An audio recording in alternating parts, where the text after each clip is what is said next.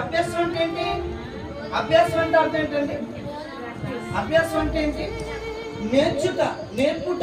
ఎవరికి నేర్పమంటున్నాడు? మీ కుమారులకు నేర్పాలి. ఎప్పుడెప్పుడు నేర్పన్నాడు చూసారు అక్కడ?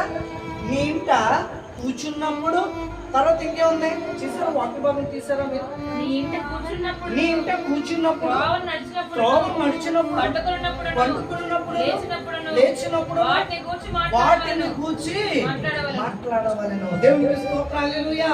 కుమారులు జ్ఞానమందు ఎదగాలంటే, ఇప్పుడు రోషన్ కుమారు చక్కగా వర్ధిల్లాలంటే తల్లిదండ్రులు మంచి జ్ఞానాన్ని అభ్యసింప చేయాలి. ఎలా? ఎప్పుడెప్పుడు అభ్యసింప చేయాలి? కుమారుడు తల్లిదండ్రుల పక్కన కూర్చున్నప్పుడు మంచి విషయాలు నేర్పాలి.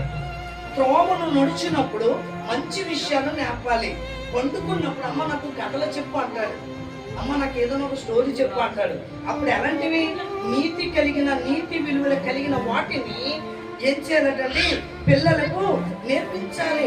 ఆయన నిద్ర లేచినప్పుడు కూడా యేసయ్య జ్ఞానము, ప్రభు జ్ఞానము అభ్యసింప చేయాలి. దేవునికి స్తోత్రం. అప్పుడు కుమారుడు జ్ఞానమందును, దేవుని దయందును, మనుషుల దయందును ఏమవుతాడటండి? వర్ధిల్లుతాడు. దేవునికి స్తోత్రం. వర్ధిల్లాలి మన బిడ్డలు, మన కుమారులు వర్ధిల్లాలి. ఇప్పుడు ఎక్కడ చూసిన